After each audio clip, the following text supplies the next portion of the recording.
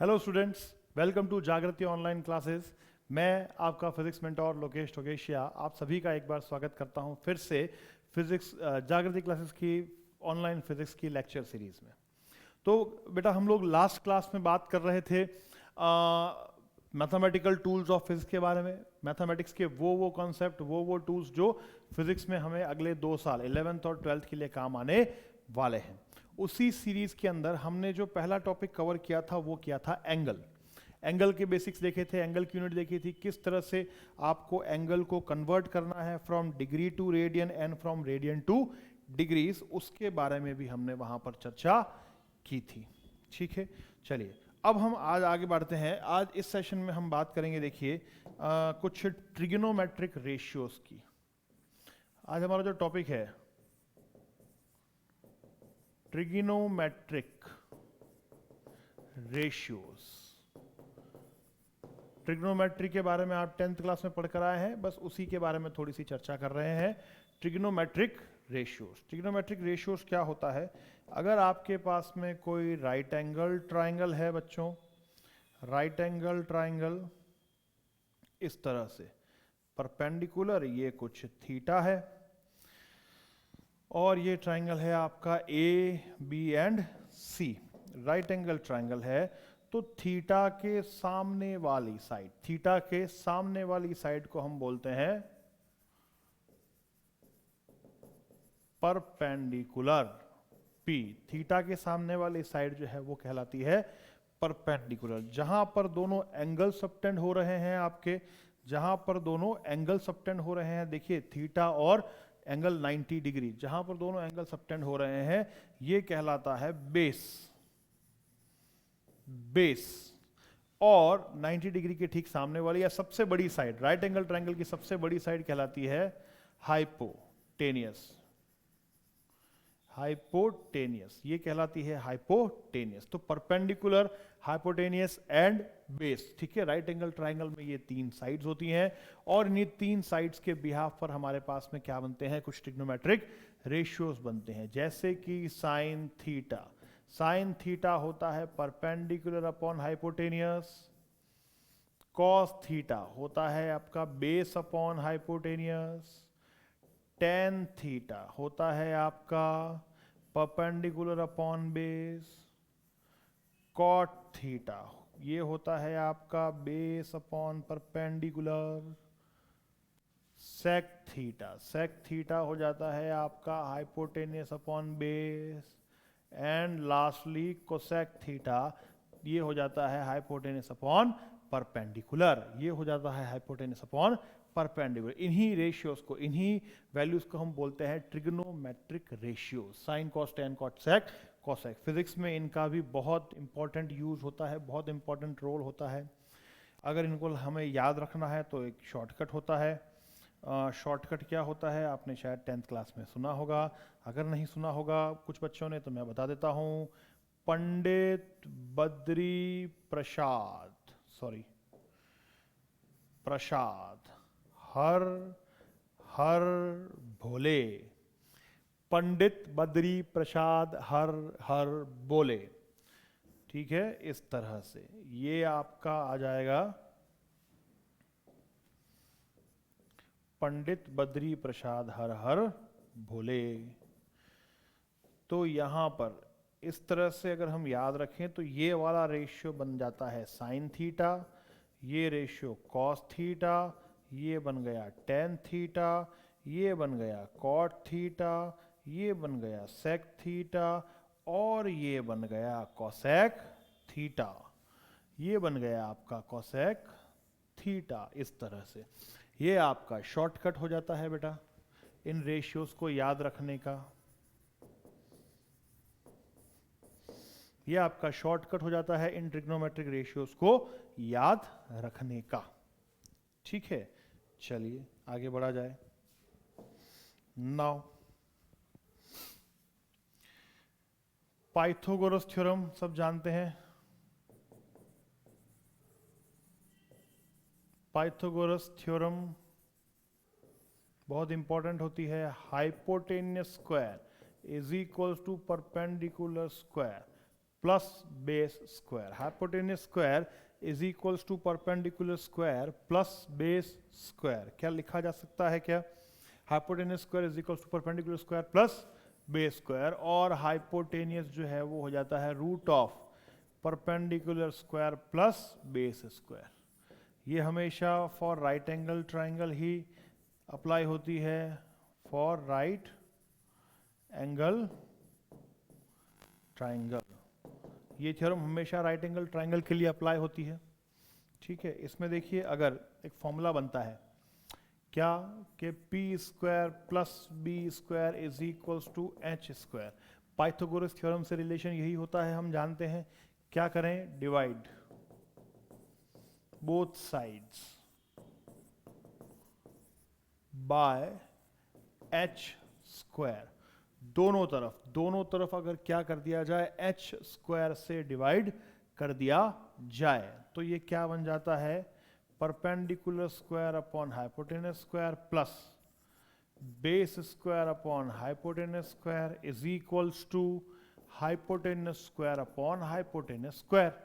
दोनों तरफ अगर हम क्या करें, एच स्क्वायर से डिवाइड कर दें, तो देखिए परपेंडिकुलर अपॉन हाइपोटेनस स्क्वायर बन जाता है आपका sine square theta, base square upon hypotenuse square बन जाता है cos square theta is equals to 1। यहां से मेरे पास में एक्सप्रेशन आ जाता है sine square theta plus cos square theta equals to 1। Sine square theta plus cos square theta is equal to 1। देख सकते हैं आप, sine square theta plus cos square theta equals to 1।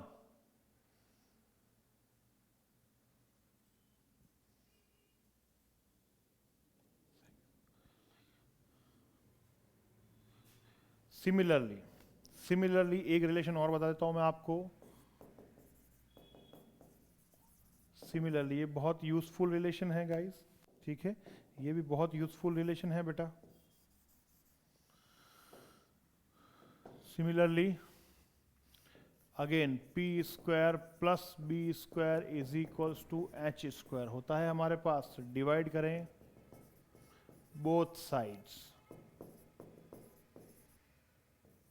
Bye B square. दोनों तरफ B square से divide कर दीजिए, B square base के स्क्वायर से, तो P square upon B square plus B square upon B square is equals to H square upon B square. कुछ इस तरह से हो जाएगा, उसमें से बी स्क्वायर कैंसिल हो गया, परपेंडिकुलर अपॉन बेस ये होता है टेन थीटा, तो ये हो गया tan square theta plus 1 hypotenuse square upon base का स्क्वायर, ये बन जाता है sec square theta. Sec square theta, तो एक रिलेशन तो हो गया आपके पास, tan square theta plus 1 equals to sec square theta, और sec square theta minus tan square theta is equals to 1। Sec square theta minus tan square theta is equals to 1। देखिए यहीं से बन रहा है, सब सारे पाइथागोरस थ्योरम से रिलेशन बन रहे हैं। Sec square theta minus tan square theta equals to 1।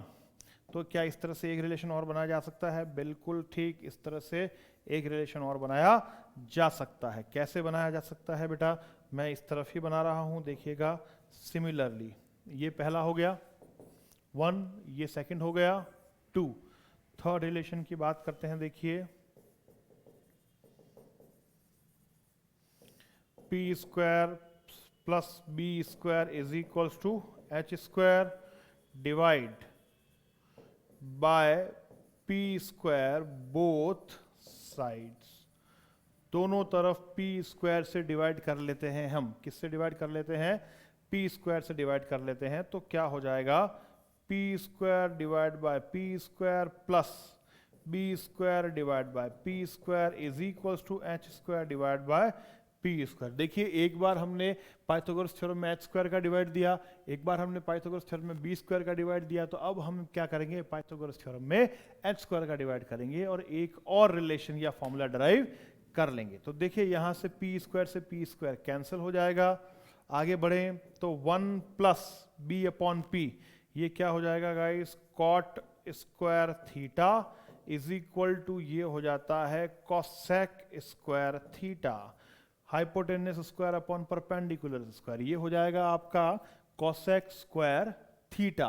तो यहां से रिलेशन बन गया 1 plus cot square theta is equal to cosec square theta, 1 plus cot square theta is equal to cosec square theta, या फिर cosec square theta minus cot square theta equals to 1, cosec square theta minus cot square theta is equals to 1। तो आपके पास में ये भी एक important relation यहां से बन करके आता है।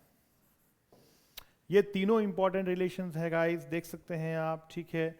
काफी सारे यूजेस हैं इनके फिजिक्स में।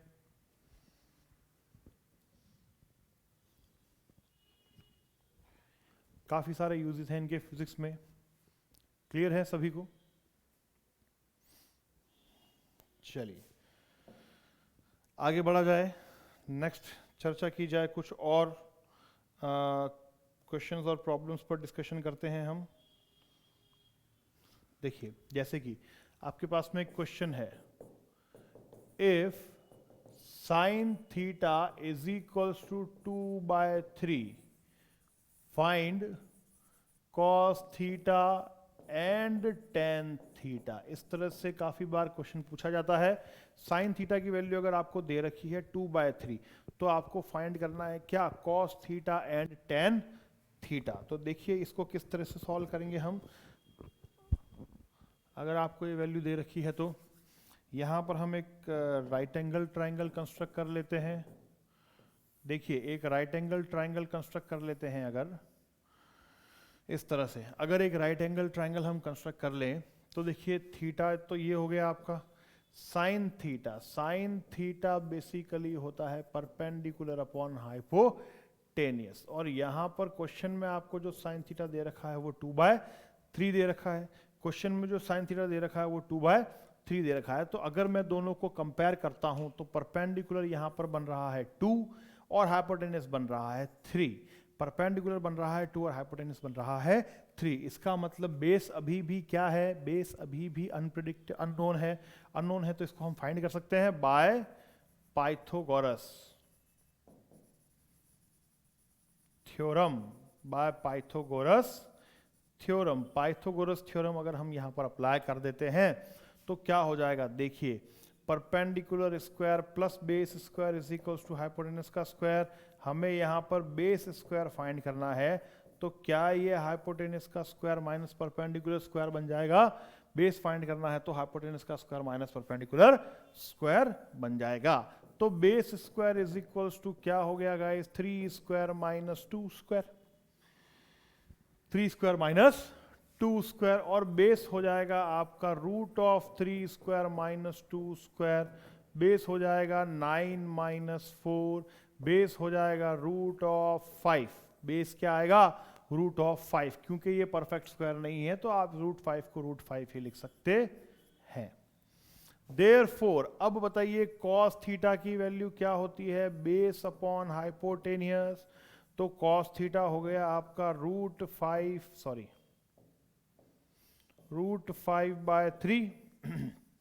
Cos theta is root 5/3 and tan theta जो होता है हमारा वो होता है परपेंडिकुलर अपॉन बेस। तो टेन थीटा की वैल्यू हो जाती है 2/√5।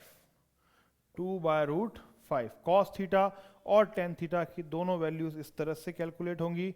देख सकते हैं आप, देख सकते हैं आप। एक क्वेश्चन और ले लेते हैं। देखिए अगर if tan theta is equal to 5/4, then find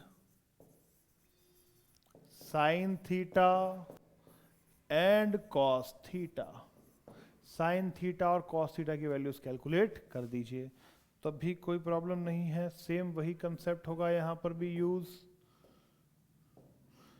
एक राइट एंगल ट्राइंगल कंस्ट्रक्ट करना पड़ेगा आपको थीटा का। टेन थीटा जो होता है वो होता है perpendicular upon base. Tan theta यहां पर दे रखा है आपको 5/4। 4, इसका मतलब परपेंडिकुलर है 5 और बेस है 4। अगर हम कंपेयर करें तो परपेंडिकुलर हो गया 5 और बेस हो गया 4, तो हाइपोटेन्यूस कैलकुलेट करनी है। तो H square is equals to P square plus B square H square is equals to perpendicular square 5 का स्क्वायर प्लस 4 का स्क्वायर, एच स्क्वायर हो जाता है 25 प्लस 16, एच की वैल्यू हो जाएगी आपकी रूट ऑफ 35, ये root of 41, root of 41, hypotenuse becomes root of 41। तो साइन थीटा क्या हो जाएगा बेटा? साइन थीटा हो जाएगा आपका यहां से perpendicular upon hypotenuse, sine theta की वैल्यू हो जाएगी 5 अपॉन रूट 41, और कॉस थीटा हो जाएगा बेस अपॉन हाइपोटेनियस, तो कॉस थीटा की वैल्यू हो जाएगी 4 by root of 41, 4 by root of 41। जल्दी जल्दी से एक क्वेश्चन मैं आपको दे देता हूं, नोट कर लीजिए। एक क्वेश्चन देखिए, if tan theta is equals to 8 by 6, tan theta equals to 8 by 6, find sin theta, cos theta, cosec theta। Easy है बिल्कुल, कैलकुलेट किया जा सकता है। tan theta की वैल्यू 8 by 6 है, तो 8 by 6 है तो क्या हो जाएगा?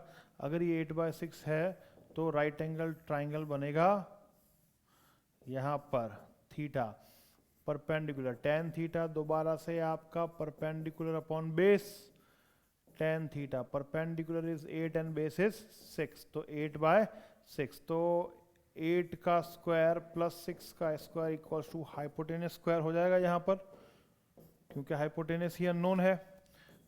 64 plus 36 is equals to hypotenuse square, 100 का root is equal to hypotenuse, H आ जाएगी आपके पास 10, तो एच 10 आ गई आपके पास, तीनों परपेंडिकुलर बेस और हाइपोटेनियस हो गया है।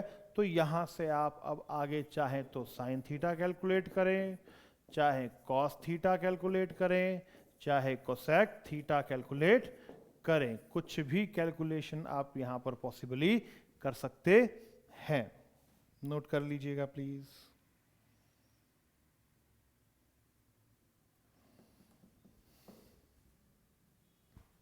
क्लियर है?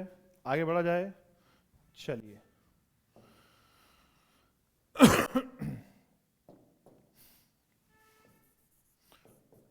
To very important right angle triangles, two very important right angle triangles used in physics। देखिए, फिजिक्स में जब हम 11 12 की फिजिक्स पढ़ते हैं तो दो बहुत इंपॉर्टेंट राइट एंगल ट्राइंगल है जिनका यूज कहीं जगह आपको देखने को ये ट्राइंगल्स मिल जाएंगे, ठीक है ना। तो इसलिए मैं इनको यहाँ पर इन्वॉल्व कर रहा हूँ और आपको भी इन्वॉल्व करना है, और आपको इनकी जो वैल्यूज हैं ट्रिग्नोमेट्रिक रेशियोज की वो याद रखनी है, ठीक है ना। किस तरह से फाइंड होगी मैं बता देता हूँ आपको। क्लियर? देखिए, दो ट्राइंगल्स है यहाँ पर। पहला ट्राइंगल है आपका, ठीक है,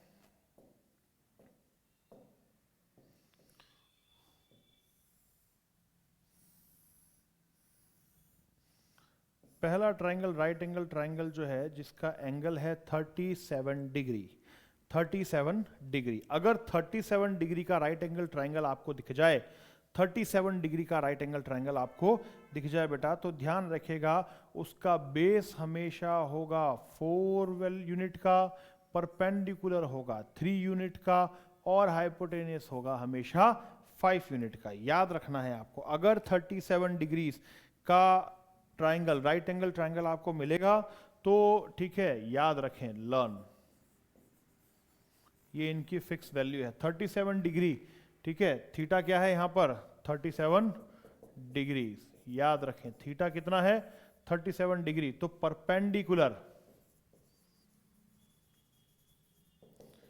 परपेंडिकुलर हो जाएगा 3 यूनिट्स, मतलब मीटर सेंटीमीटर कुछ भी हो, बेस हो जाएगा आपका 4 यूनिट्स, और पाइथागोरस थ्योरम से अगर आप हाइपोटेनियस फाइंड करते हैं तो वो हो जाती है 5 यूनिट्स।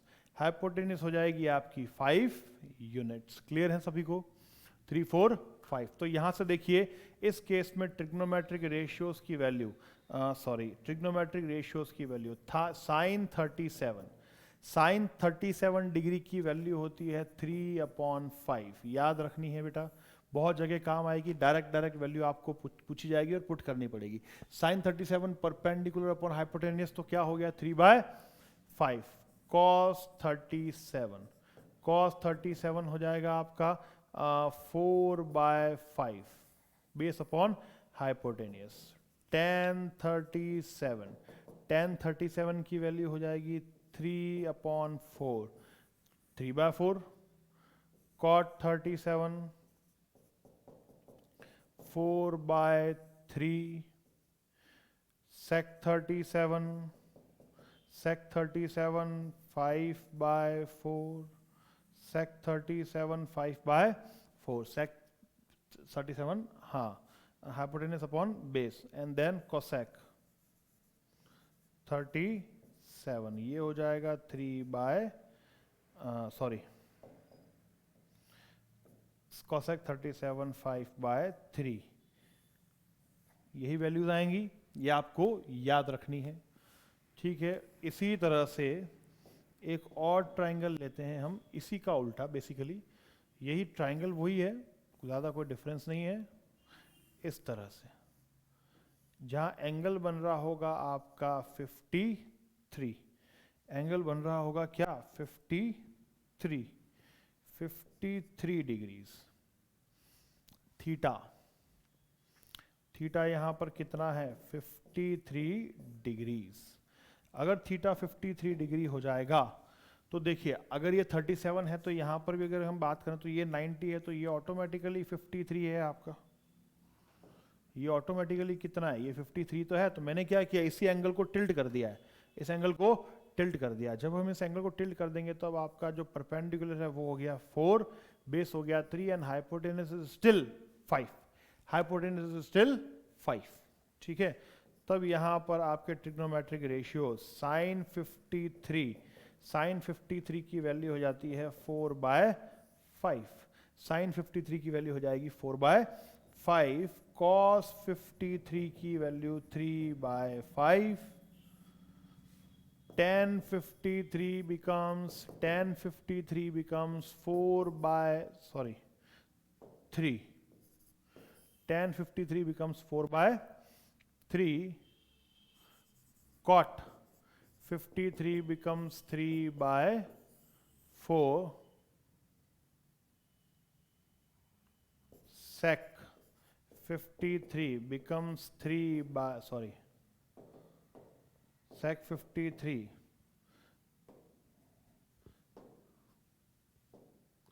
53 हो जाएगा आपका hypotenuse upon base, and cosec 53 हो जाएगा आपका हाइपोटेनियस अपॉन परपेंडिकुलर।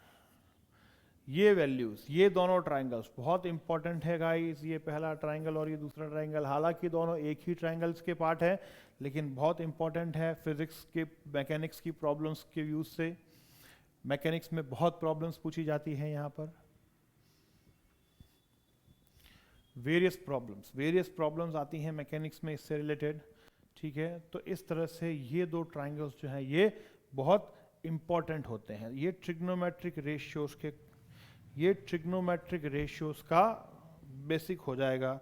तो आज की क्लास में हमने ट्रिग्नोमेट्रिक रेशियोज देखे, उनसे रिलेटेड कुछ फॉर्मूलेज, रिलेशंस देखे, और साथ ही साथ में कुछ न्यू, ठीक है, ट्राइंगल्स देखे, और उनके ट्रिग्नोमेट्रिक रेशियोज की वैल्यू जो है हमने ड्राइव की है। ये याद रखना है आपको। क्लियर? इस तरह से ट्रिग्नोमेट्रिक रेशियोज आपके फिजिक्स में बहुत ही यूजफुल होंगे। नेक्स्ट क्लास में हम बात करेंगे guys to find out the angles greater than 90 degrees. ये जो ट्रिग्नोमेट्रिक रेशियोज हैं, इन रेशियोज की वैल्यू आपने 0 से अप टू 90 डिग्रीज तक तो कैलकुलेट कर रखी है ऑलरेडी 10th क्लास में टेबल्स की हेल्प से, लाइक राइट 0, 30, 45, 60, 90। तो वो 10th क्लास की बात थी। 10th क्लास में हम 0 से लेकर 90 डिग्रीज तक की जो वैल्यूज हैं इन ट्रिग्नोमेट्रिक रेशियोज की वो इजीली कैलकुलेट कर सकते हैं थ्रू द टेबल। मैं बात करूंगा 90 डिग्री से ग्रेटर अगर एंगल हो जाए, जैसे कि sine 120 degree, cos 150 degree, tan 300 degree, अगर ऐसे बड़े बड़े एंगल्स हैं और उन एंगल्स की वैल्यू आपको फाइंड करनी है तो कैसे की जाएगी, उसके बारे में हमारी चर्चा नेक्स्ट सेशन में होगी। तब तक आज के लिए इतना ही। थैंक यू गाइस, ठीक है, be at home, be safe, पढ़ाई करते रहिए। Have a nice day, thank you.